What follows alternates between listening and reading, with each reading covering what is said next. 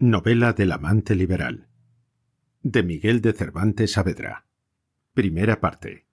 Oh lamentables ruinas de la desdichada Nicosia, apenas enjutas de la sangre de vuestros valerosos y mal afortunados defensores. Si como carecéis de sentido, le tuviérades ahora, en esta soledad donde estamos, pudiéramos lamentar juntas nuestras desgracias, y quizá el haber hallado compañía en ellas aliviará nuestro tormento. Esta esperanza os puede haber quedado, mal derribados torreones, que otra vez, aunque no para tan justa defensa como en la en que os derribaron, os podéis ver levantados. Mas yo, desdichado, qué bien podré esperar en la miserable estrechez en que me hallo, aunque vuelva al estado en que estaba antes de este en que me veo. Tal es mi desdicha, que en la libertad fui sin ventura, y en el cautiverio ni la tengo ni la espero. Estas razones decía un cautivo cristiano, mirando desde un recuesto las murallas derribadas de la ya perdida Nicosia, y así hablaba con ellas, y hacía comparación de sus miserias con las suyas, como si ellas fueran capaces de entenderle, propia condición de afligidos, que llevados de sus imaginaciones, hacen y dicen cosas ajenas de toda razón y buen discurso. En esto, salió de un pabellón o tienda, de 4 que estaban en aquella campaña puestas, un turco, mancebo de muy buena disposición y gallardía, y llegándose al cristiano, le dijo: «Apostaría yo, Ricardo, amigo, que te traen por estos lugares tus continuos pensamientos». «Sí traen», respondió Ricardo, que este era el nombre del cautivo. «Mas, ¿qué aprovecha si en ninguna parte a do voy hallo tregua ni descanso en ellos? Antes me los han acrecentado estas ruinas que desde aquí se descubren». «Por las de Nicosia, dirás», dijo el turco. «Pues, ¿por cuáles quieres que te diga?», repitió Ricardo, «si no hay otras que a los ojos por aquí se ofrezcan».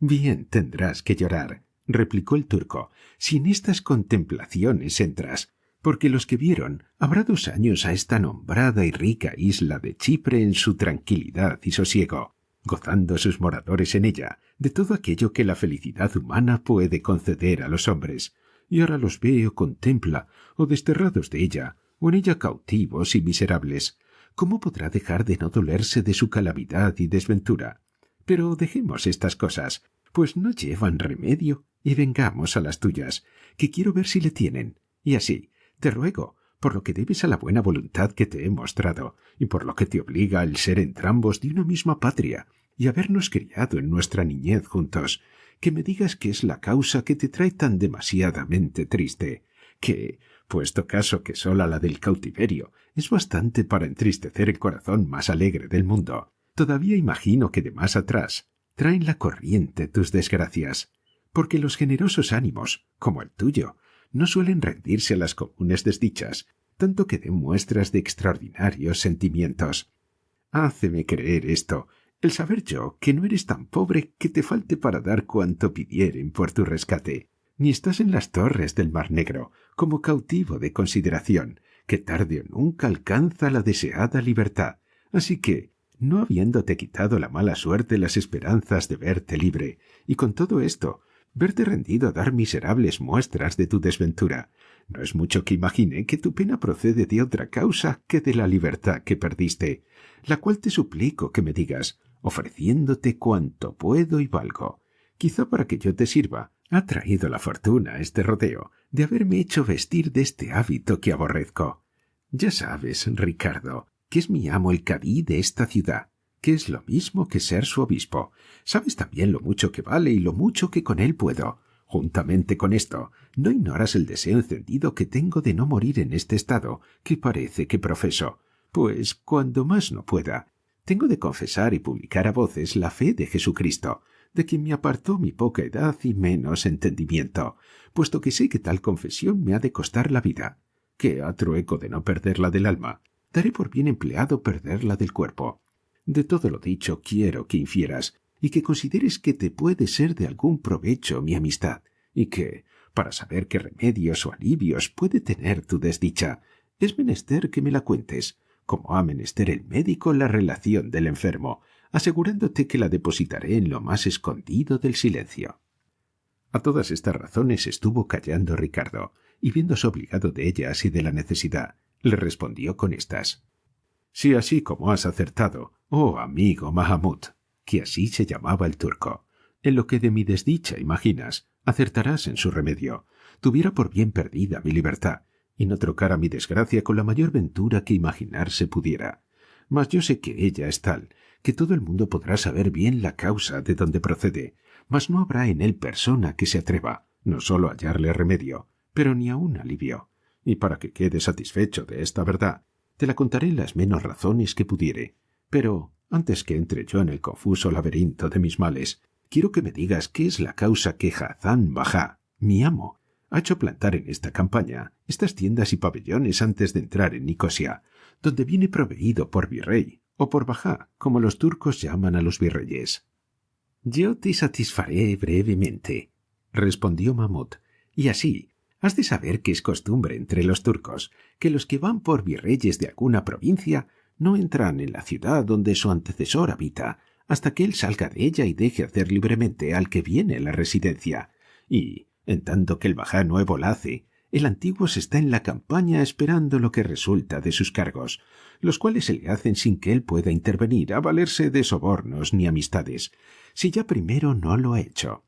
Hecha, pues, la residencia, se la dan al que deja el cargo en un pergamino cerrado y sellado, y con ella se presenta a la puerta del gran señor, que es como decir en la corte, ante el gran consejo del turco, la cual vista por el visir bajá y por los otros 4 bajáes menores, como si dijéramos ante el presidente del Real Consejo y oidores, o le premian o le castigan, según la relación de la residencia, puesto que si viene culpado, con dineros rescata y excusa el castigo. Si no viene culpado y no le premian, como sucede de ordinario, con dádivas y presentes alcanza el cargo que más se le antoja, porque no se dan allí los cargos y oficios por merecimientos, sino por dineros. Todo se vende y se compra. Los proveedores de los cargos roban los proveídos en ellos y los desuellan. De este oficio comprado sale la sustancia para comprar otro que más ganancia promete. Todo va como digo. Todo este imperio es violento, señal que prometía no ser durable. Pero, a lo que yo creo, y así debe ser, ¿verdad?, le tienen sobre sus hombros nuestros pecados. Quiero decir los de aquellos que, descaradamente y a rienda suelta, ofrecen a Dios, como yo hago. Él se acuerde de mí por quien Él es. Por la causa que he dicho, pues, tu amo, Hazán Bajá, ha estado en esta campaña 4 días, y si el de Nicosia no ha salido como debía, ha sido por haber estado muy malo. Pero ya está mejor y saldrá hoy o mañana, sin duda alguna, y se ha de alojar en unas tiendas que están detrás de este recuesto, que tú no has visto, y tu amo entrará luego en la ciudad. Y esto es lo que hay que saber de lo que me preguntaste.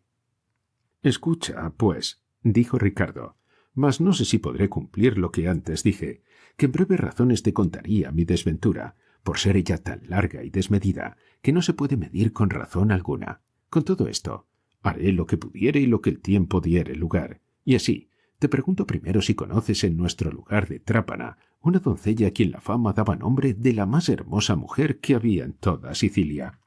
Una doncella, digo, por quien decían todas las curiosas lenguas y afirmaban los más raros entendimientos, que era la de más perfecta hermosura que tuvo la edad pasada. Tiene la presente y espera tener la que está por venir. Una por quien los poetas cantaban que tenía los cabellos de oro y que eran sus ojos 2 resplandecientes soles y sus mejillas purpúreas rosas, sus dientes perlas, sus labios rubíes, su garganta alabastro, y que sus partes con el todo, y el todo con sus partes, hacían una maravillosa y concertada armonía, esparciendo naturaleza sobre toda una suavidad de colores tan natural y perfecta, que jamás pudo la envidia hallar cosa en que ponerle tacha.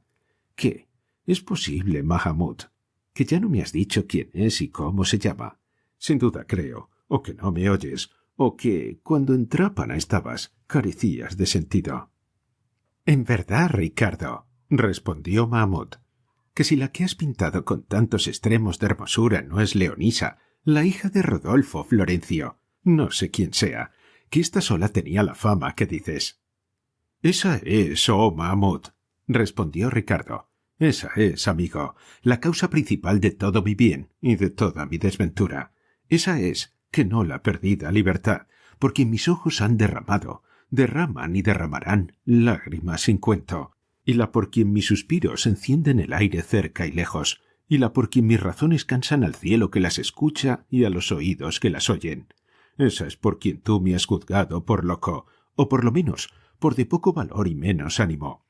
Esta Leonisa, para mí leona y mansa cordera para otro, es la que me tiene en este miserable estado. Porque has de saber que desde mis tiernos años, o a lo menos desde que tuve uso de razón, no sólo la amé, mas la adoré y serví con tanta solicitud, como si no hubiera en la tierra ni en el cielo otra deidad a quien sirviese ni adorase. Sabían sus deudos y sus padres mis deseos, y jamás dieron muestra de que les pesase, considerando que iban encaminados a fin honesto y virtuoso. Y así, muchas veces sé yo que se lo dijeron a Leonisa, para disponerle la voluntad a que por su esposo me recibiese. Mas ella, que tenía puestos los ojos en Cornelio, el hijo de Ascanio Rótulo, que tú bien conoces, mancebo galán, atildado, de manos blancas y rizados cabellos, de voz meliflua y de amorosas palabras, y finalmente todo hecho de ámbar y de alfeñique, guarnecido de telas y adornado de brocados. No quiso ponerlos en mi rostro, no tan delicado como el de Cornelio, ni quiso agradecer siquiera mis muchos y continuos servicios, pagando mi voluntad con desdeñarme y aborrecerme. Y a tanto llegó el extremo de amarla, que tomara por partido dichoso que me acabara a pura fuerza de desdenes y desagradecimientos, con que no diera descubiertos, aunque honestos, favores a Cornelio. Mira, pues, si llegándose a la angustia del desdén y aborrecimiento, la mayor y más cruel rabia de los celos, ¿cuál estaría mi alma de dos tan mortales pestes combatida?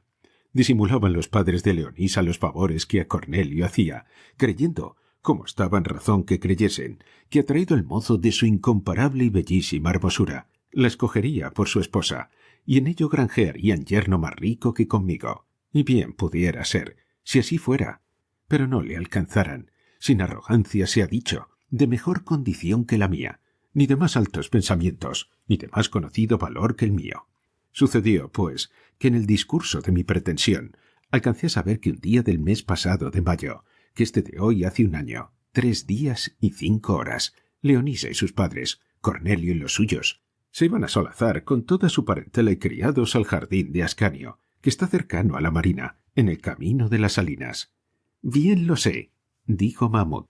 Pasa adelante, Ricardo, que más de 4 días tuve en él, cuando Dios quiso, más de 4 buenos ratos. Súpelo, replicó Ricardo, y al mismo instante que lo supe, me ocupó el alma una furia, una rabia y un infierno de celos, con tanta vehemencia y rigor, que me sacó de mis sentidos, como lo verás por lo que luego hice, que fue irme al jardín donde me dijeron que estaban, y hallé a la más de la gente solazándose, y debajo de un nogal sentados a Cornelio y a Leonisa, aunque desviados un poco. ¿Cuál ellos quedaron de mi vista? No lo sé. De mí sé decir que quedé tal con la suya, que perdí la de mis ojos, y me quedé como estatua sin voz ni movimiento alguno. Pero no tardó mucho en despertar el enojo a la cólera, y la cólera a la sangre del corazón, y la sangre a la ira, y la ira a las manos y a la lengua, puesto que las manos se ataron con el respeto, a mi parecer, debido al hermoso rostro que tenía delante, pero la lengua rompió el silencio con estas razones. Contenta estarás, oh enemiga mortal de mi descanso, en tener con tanto sosiego delante de tus ojos la causa que hará que los míos vivan en perpetuo y doloroso llanto. Llégate, cruel, un poco más, y enrede tu yedra a ese inútil tronco que te busca. Peina o ensortija aquellos cabellos de ese tu nuevo Ganímedes, que tibiamente te solicita. Acaba ya de entregarte a los banderizos años de ese mozo en quien contemplas, porque, perdiendo yo la esperanza de alcanzarte, acabe con ella la vida que aborrezco. Piensas, por ventura, soberbia y mal considerada doncella, que contigo sola se han de romper y faltar las leyes y fueros que en semejantes casos en el mundo se usan. Piensas, quiero decir, que este mozo, altivo por su riqueza, arrogante por su gallardía, inexperto por su edad poca, confiado por su linaje, ha de querer, ni poder, ni saber guardar firmeza en sus amores, ni estimar lo estimable, ni conocer lo que conocen los maduros y experimentados años. No lo pienses. Si lo piensas, porque no tiene otra cosa buena el mundo, sino hacer sus acciones siempre de una misma manera, porque no se engañe nadie sino por su propia ignorancia. En los pocos años está la inconstancia mucha, en los ricos la soberbia, la vanidad en los arrogantes y en los hermosos el desdén. En los que todo esto tienen, la necedad, que es la madre de todo mal suceso. Y tú, oh mozo, que tan a tu salvo piensas llevar el premio, más debido a mis buenos deseos que a los ociosos tuyos, ¿por qué no te levantas de ese estrado de flores donde yaces y vienes a sacarme el alma, que tanto la tuya aborrece? Y no porque me ofendas en lo que haces, sino porque no sabes estimar el bien que la ventura te concede. Y vese claro que le tienes en poco, en que no quieres moverte a defendelle, por no ponerte a riesgo de descomponer la afeitada compostura de tu galán vestido. Si esa tu reposada condición tuviera Aquiles, bien seguro estuviera Ulises de no salir con su empresa, aunque más le mostrara resplandecientes armas y acerados alfanjes. Vete, vete, y recréate entre las doncellas de tu madre, y allí ten cuidado de tus cabellos y de tus manos, más despiertas a devanar blando sirgo que a empuñar la dura espada.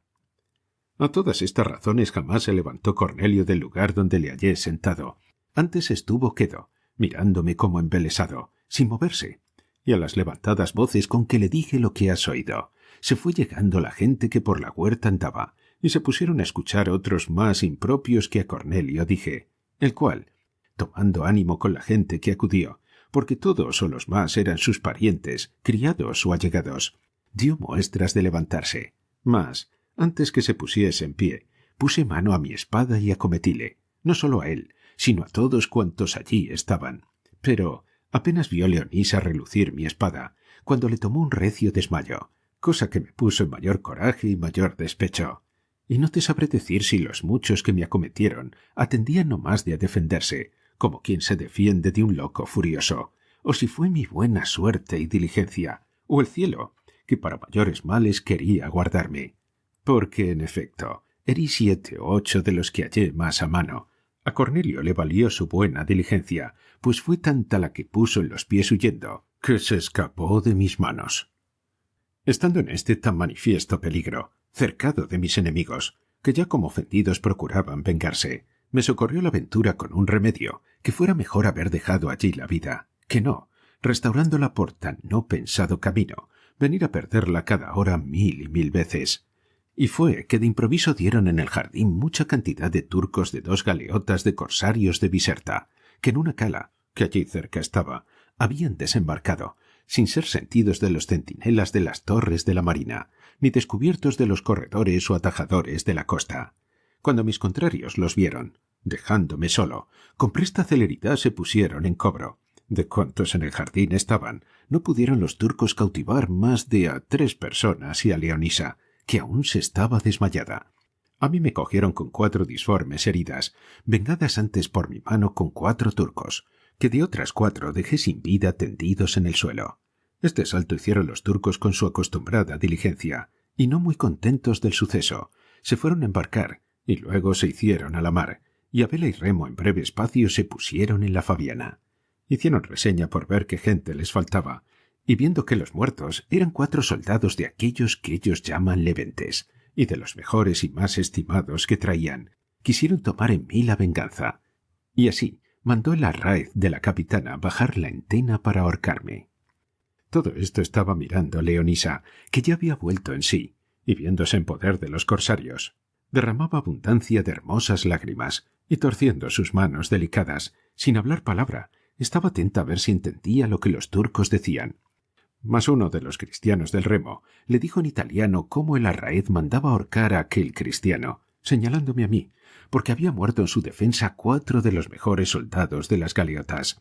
lo cual oído y entendido por Leonisa, la primera vez que se mostró para mí piadosa, dijo al cautivo que dijese a los turcos que no me ahorcasen, porque perderían un gran rescate, y que le rogaba volviesen a Trápana, que luego me rescatarían. Esta, digo, fue la primera, y aún será la última caridad que usó conmigo Leonisa, que todo para mayor mal mío. Oyendo, pues, los turcos lo que el cautivo les decía, le creyeron, y mudóles el interés la cólera. Otro día por la mañana, alzando bandera de paz, volvieron a Trápana. Aquella noche la pasé con el dolor que imaginarse puede, no tanto por el que mis heridas me causaban, cuanto por imaginar el peligro en que la cruel enemiga mía entre aquellos bárbaros estaba. Llegados, pues, como digo, a la ciudad, Entró en el puerto la una galeota y la otra se quedó fuera. Coronóse luego todo el puerto y la ribera toda de cristianos, y el lindo de Cornelio desde lejos estaba mirando lo que en la galeota pasaba. Acudió luego un mayordomo mío a tratar de mi rescate, al cual dije que en ninguna manera tratase de mi libertad, sino de la de Leonisa, y que diese por ella todo cuanto valía mi hacienda. Y más, le ordené que volviese a tierra y dijese a sus padres de Leonisa que le dejasen a él tratar de la libertad de su hija, y que no se pusiesen en trabajo por ella. Hecho esto, el arráez principal, que era un renegado griego llamado Yzuf, pidió por Leonisa 6.000 escudos, y por mí 4.000, añadiendo que no daría el uno sin el otro. Pidió esta gran suma, según después supe, porque estaba enamorado de Leonisa, y no quisiera él rescatalla, sino darle al arráez de la otra galeota, con quien había de partir las presas que se hicieran por mitad, y a mí, en precio de 4.000 escudos y 1.000 en dinero, que hacían 5.000, quedarse con Leonisa por otros 5.000.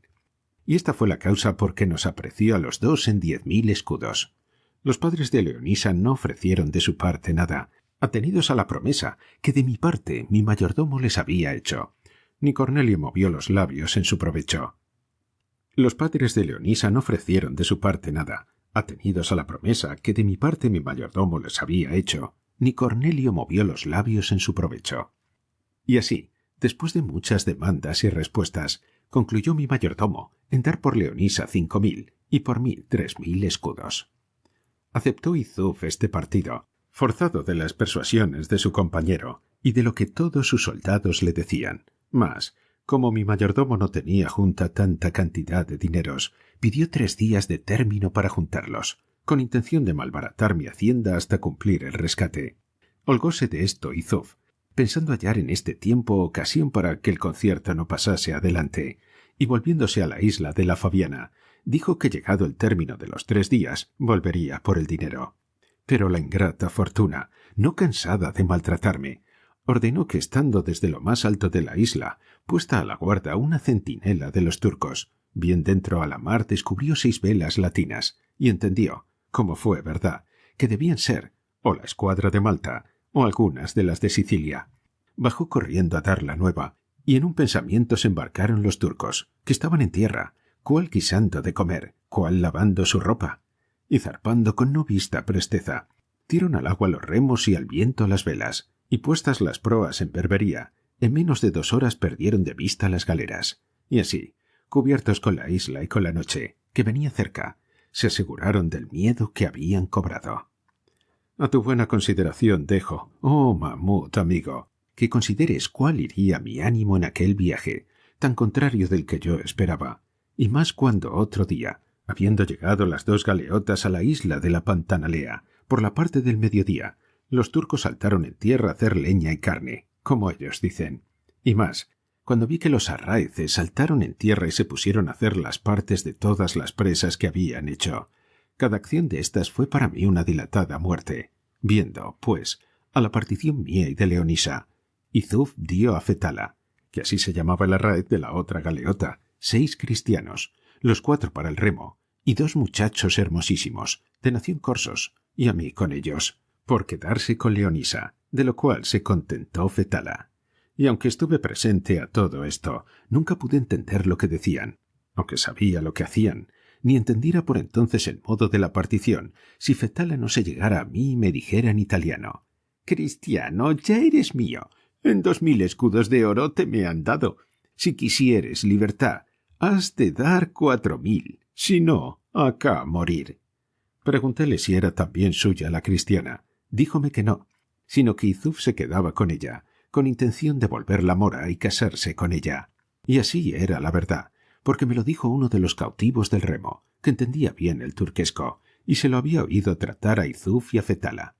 Díjele a mi amo que hiciese de modo como se quedase con la cristiana, y que le daría por su rescate solo 10.000 escudos de oro en oro. Respondióme no ser posible, pero que haría que Yzuf supiese la gran suma que él ofrecía por la cristiana. Quizá, llevado del interese, mudaría de intención y la rescataría. Hízolo así, y mandó que todos los de su galeota se embarcasen luego, porque se quería ir a Tripol de Berbería, de donde él era. Yzuf, asimismo, determinó irse a Biserta, Y así, se embarcaron con la misma priesa que suelen tener cuando descubren o galeras de quien temer, o bajeles a quien robar. Movióles a darse priesa, por parecerles que el tiempo mudaba con muestras de borrasca. Estaba Leonisa en tierra, pero no en parte que yo la pudiese ver, sino fue que al tiempo del embarcarnos llegamos juntos a la marina. Llevábala de la mano su nuevo amo y su más nuevo amante, y al entrar por la escala que estaba puesta desde tierra a la galeota, volvió los ojos a mirarme, y los míos, que no se quitaban de ella, la miraron con tan tierno sentimiento y dolor que, sin saber cómo, se me puso una nube ante ellos que me quitó la vista, y sin ella y sin sentido alguno, di conmigo en el suelo. Lo mismo, me dijeron después, que había sucedido a Leonisa, porque la vieron caer de la escala a la mar, y que Yzuf se había echado tras de ella y la sacó en brazos. Esto me contaron dentro de la galeota de mi amo, donde me habían puesto sin que yo lo sintiese. Mas, cuando volví de mi desmayo y me vi solo en la galeota, y que la otra, tomando otra derrota, se apartaba de nosotros, llevándose consigo la mitad de mi alma, o por mejor decir, toda ella, cubrióseme el corazón de nuevo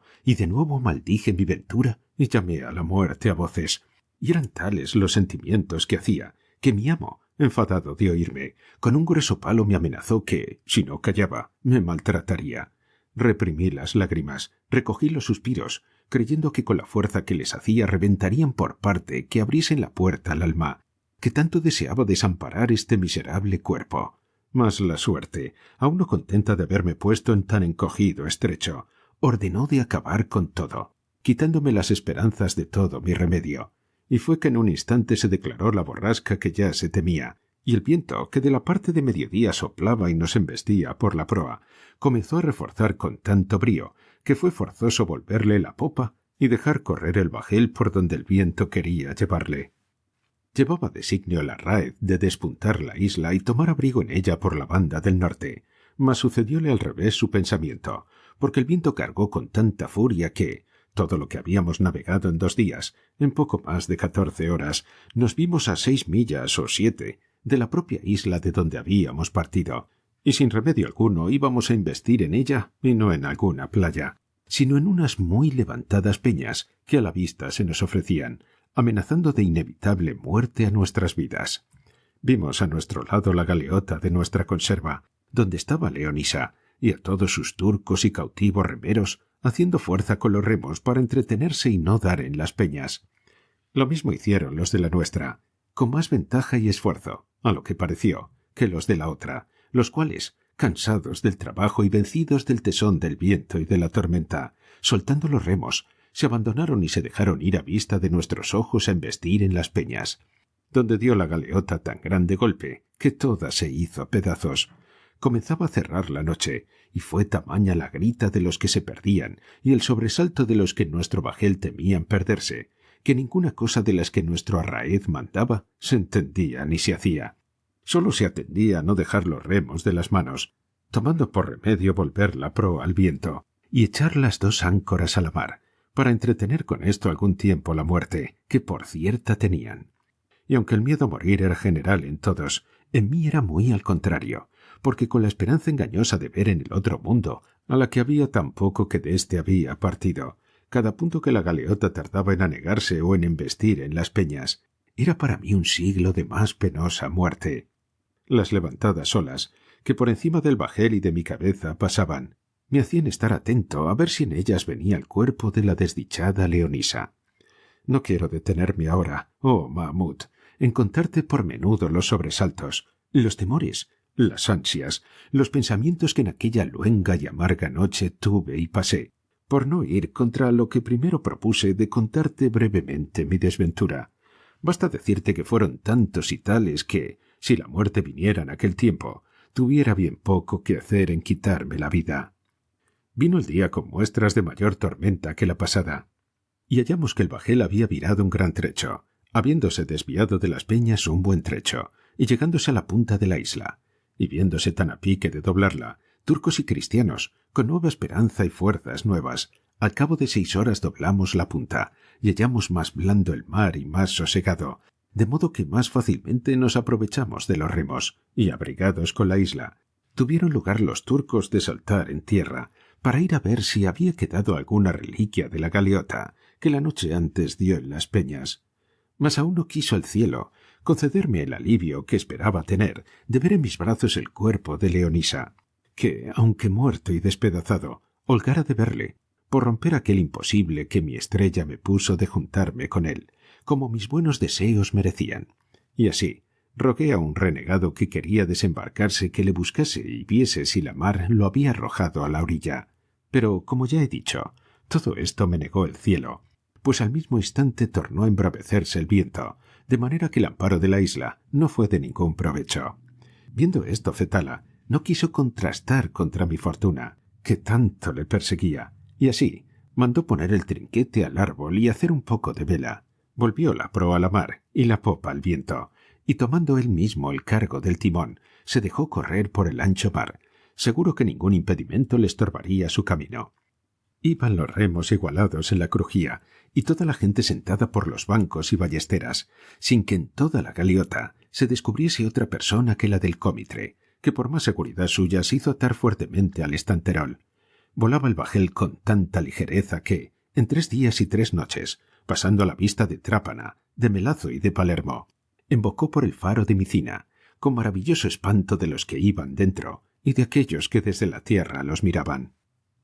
En fin, por no ser tan prolijo en contar la tormenta como ella lo fue en su porfía, digo que cansados, hambrientos y fatigados con tan largo rodeo, como fue bajar casi toda la isla de Sicilia, llegamos a Trípol de Berbería, a donde a mi amo, antes de haber hecho con sus levantes la cuenta del despojo, y dádoles lo que les tocaba, y su quinto al rey, como es costumbre, le di un dolor de costado tal, que dentro de 3 días dio con él en el infierno. Púsose luego el rey de Trípol en toda su hacienda, y el alcaide de los muertos que allí tiene el gran turco, que, como sabes, es heredero de los que no le dejan en su muerte. Estos dos tomaron toda la hacienda de Fetala, mi amo, y yo ocupé a este, que entonces era virrey de Trípol, y de allí a 15 días le vino la patente de virrey de Chipre, con el cual he venido hasta aquí sin intento de rescatarme, porque él me ha dicho muchas veces que me rescate, pues soy hombre principal, como se lo dijeron los soldados de Fetala. Jamás he acudido a ello. Antes le he dicho que le engañaron los que le dijeron grandezas de mi posibilidad. Y si quieres, Mahmud,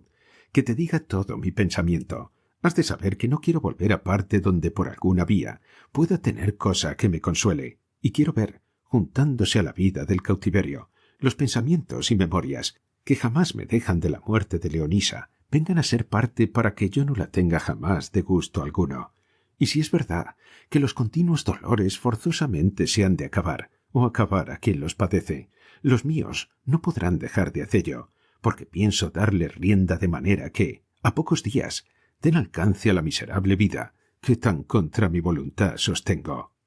Este es, oh Mahmud, hermano, el triste suceso mío. Esta es la causa de mis suspiros y de mis lágrimas. Mira tú ahora, y considera si es bastante para sacarlos de lo profundo de mis entrañas y para engendrarlos en la sequedad de mi lastimado pecho. Leonisa murió, y con ella mi esperanza, que, puesto que la tenía, ella viviendo, se sustentaba de un delgado cabello, todavía.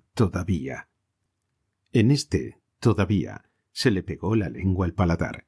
de manera que no pudo hablar más palabra ni detener las lágrimas, que, como suele decirse, hilo a hilo le corrían por el rostro, en tanta abundancia que llegaron a humedecer el suelo. Acompañóle en ellas Mahmud, pero pasándose aquel parasismo, causado de la memoria renovada en el amargo cuento. Quiso Mahmud consolar a Ricardo con las mejores razones que supo, mas él se las atajó, diciéndole: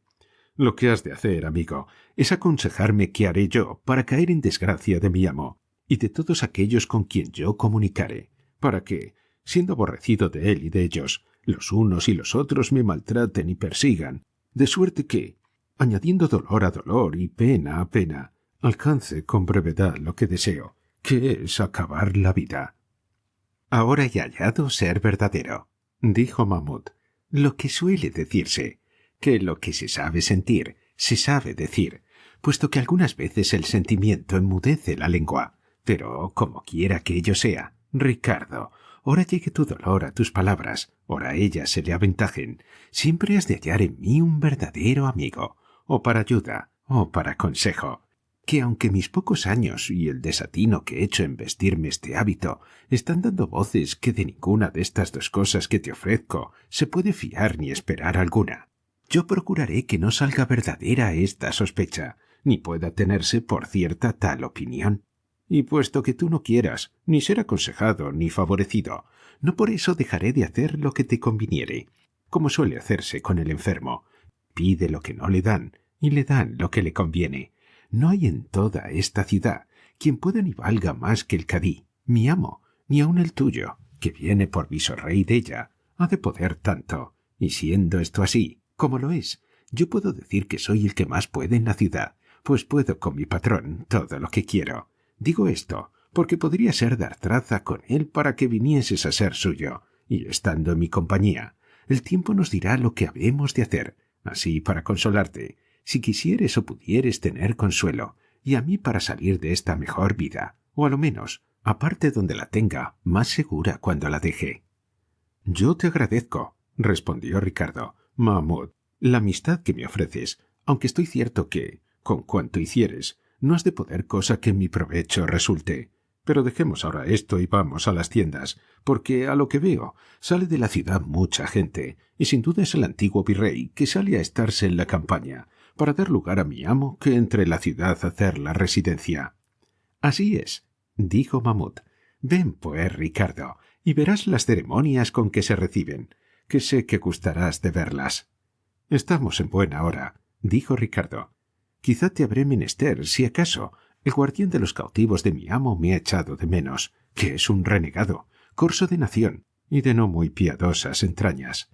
Con esto dejaron la plática y llegaron a las tiendas a tiempo que llegaba el antiguo bajá, y el nuevo le salía a recibir a la puerta de la tienda. Venía acompañado Alí Bajá, que así se llamaba el que dejaba el gobierno, de todos los genízaros que de ordinario estaban de presidio en Nicosia, después que los turcos la ganaron, que así que serían hasta 500. Venían en 2 alas o hileras, los unos con escopetas y los otros con alfanjes desnudos. Llegaron a la puerta del nuevo Bajá Hazán, la rodearon todos, y Alí Bajá, inclinando el cuerpo, le hizo reverencia a Hazán, y él con menos inclinación le saludó. Luego se entró Alí en el pabellón de Hazán, y los turcos le subieron sobre un poderoso caballo ricamente aderezado, y trayéndole a la redonda de las tiendas, y por todo un buen espacio de la campaña, daban voces y gritos, diciendo en su lengua: «¡Viva! ¡Viva Solimán Sultán! Y Hazán Bajá en su nombre». Repitieron esto muchas veces, reforzando las voces y los alaridos, y luego le volvieron a la tienda, donde había quedado Alí Bajá, el cual, con el cadí y Hazán, se encerraron en ella por espacio de 1 hora solos. Dijo Mahmud a Ricardo que se habían encerrado para tratar de lo que convenía hacer en la ciudad cerca de las obras que Alí dejaba comenzadas. De allí a poco tiempo salió el cadí a la puerta de la tienda, y dijo a voces en lengua turquesca, arábiga y griega, que todos los que quisiesen entrar a pedir justicia u otra cosa contra Alí Bajá podrían entrar libremente, que allí estaba Hazán Bajá, a quien el gran señor enviaba por virrey de Chipre, que les guardaría toda razón y justicia. Con esta licencia, los genízaros dejaron desocupada la puerta de la tienda y dieron lugar a que entrasen los que quisiesen. Mahmud quiso que entrase con él Ricardo, que, por ser esclavo de Hazán, no se le impidió la entrada.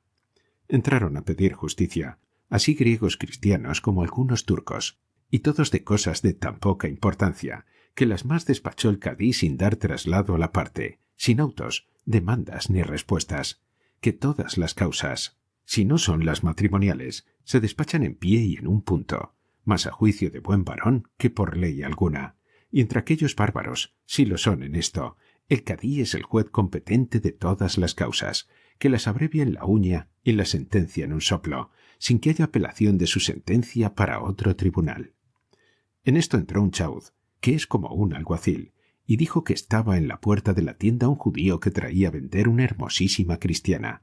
Mandó el cadí que le hiciese entrar, salió el chauz, y volvió a entrar luego, y con él un venerable judío, que traía de la mano a una mujer vestida en hábito berberisco, tan bien aderezada y compuesta, que no lo pudiera estar tan bien, la más rica mora de Fez ni de Marruecos, que en aderezarse lleva la ventaja a todas las africanas, aunque entre en las de Argel con sus perlas tantas.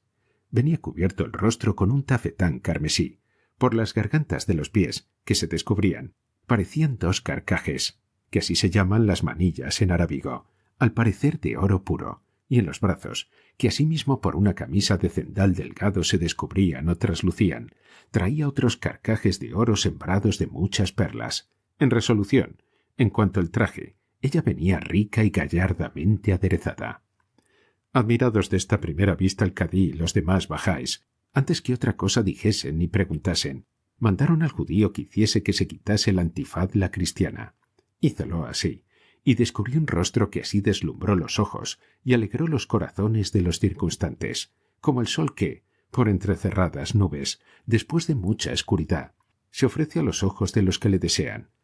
Tal era la belleza de la cautiva cristiana, y tal su brío y su gallardía, pero en quien con más efecto hizo impresión la maravillosa luz que había descubierto fue en el lastimado Ricardo, como en aquel que mejor que otro la conocía, pues era su cruel y amada Leonisa, que tantas veces y con tantas lágrimas por él había sido tenida y llorada por muerta.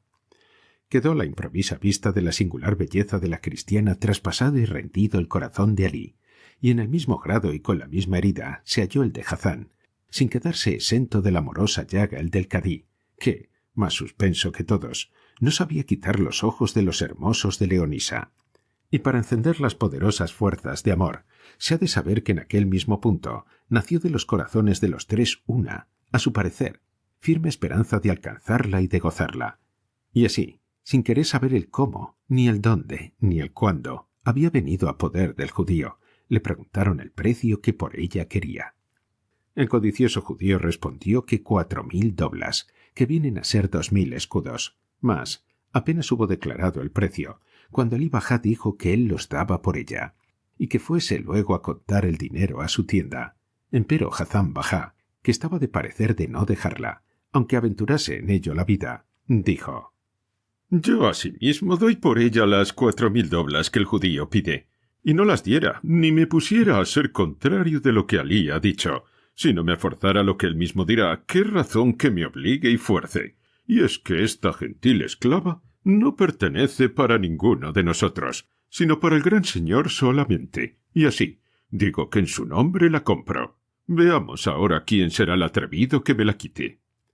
Yo seré, replicó Alí, porque para el mismo efecto la compro, y estóme a mí más a cuento hacer al gran señor este presente, por la comodidad de llevarla luego a Constantinopla, granjeando con él la voluntad del gran señor, que, como hombre que quedo, Hazán, como tú ves, sin cargo alguno, he menester buscar los medios de tenelle, de lo que tú estás seguro por 3 años, pues hoy comienzas a mandar y a gobernar este riquísimo reino de Chipre. Así que, por estas razones, y por haber sido yo el primero que ofrecí el precio por la cautiva, está puesto en razón, oh Hazán, que me la dejes.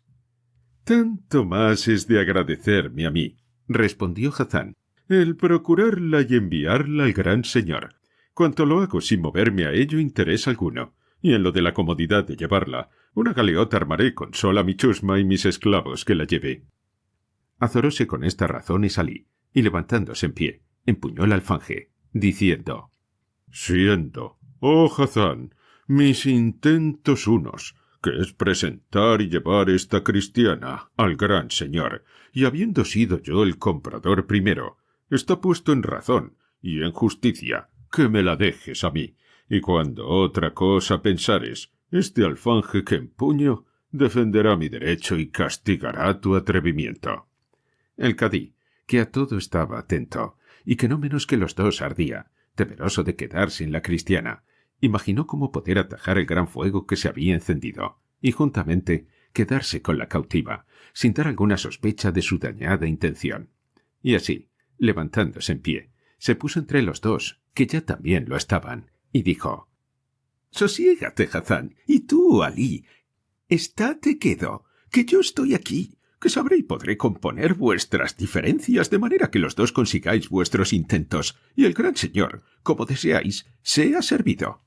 A las palabras del cadí obedecieron luego, y aun si otra cosa más dificultosa les mandara, hicieran lo mismo, Tanto es el respeto que tienen a sus canas los de aquella dañada secta. Prosiguió pues el cadí, diciendo: «Tú dices, Alí, que quieres esta cristiana para el gran señor, y Hazán dice lo mismo. Tú alegas que por ser el primero en ofrecer el precio, ha de ser tuya. Hazán te lo contradice, y aunque él no sabe fundar su razón, yo hallo que tiene la misma que tú tienes, y es la intención, que sin duda debió de nacer a un mismo tiempo que la tuya, en querer comprar la esclava para el mismo efecto. Solo le llevaste tú la ventaja de haberte declarado primero. Y esto no ha de ser parte para que de todo en todo quede defraudado su buen deseo. Y así, me parece ser bien concertaros en esta forma, que la esclava sea de entrambos, y pues el uso de ella ha de quedar a la voluntad del gran señor, para quien se compró. A él toca disponer de ella, y en tanto pagarás tú, Hazán, 2000 doblas, y Alí otras 2000, y quedarásela cautiva en poder mío, para que en nombre de entrambos yo la envíe a Constantinopla, porque no quede sin algún premio, siquiera por haberme hallado presente. Y así me ofrezco de enviarla a mi costa, con la autoridad y decencia que se debe a quien se envía, escribiendo al gran señor todo lo que aquí ha pasado y la voluntad que los dos habéis mostrado a su servicio». No supieron, ni pudieron, ni quisieron contradecirle los dos enamorados turcos, y aunque vieron que por aquel camino no conseguían su deseo, hubieron de pasar por el parecer del cadí, formando y criando cada uno allá en su ánimo una esperanza que, aunque dudosa, les prometía poder llegar al fin de sus encendidos deseos. Hazán, que se quedaba por virrey en Chipre, pensaba dar tantas dádivas al cadí que, vencido y obligado, le diese la cautiva. Alí imaginó hacer un hecho que le aseguró salir con lo que deseaba, y teniendo por cierto cada cual su designio, vinieron con facilidad en lo que el cadí quiso, y de consentimiento y voluntad de los dos, se la entregaron luego y luego pagaron al judío cada uno 2000 doblas. Dijo el judío que no la había de dar con los vestidos que tenía, porque valían otras 2000 doblas, y así era la verdad, a causa que los cabellos, que parte por las espaldas sueltos traía, y parte atados y enlazados por la frente, se parecían algunas hileras de perlas que con extremada gracia se enredaban con ellos.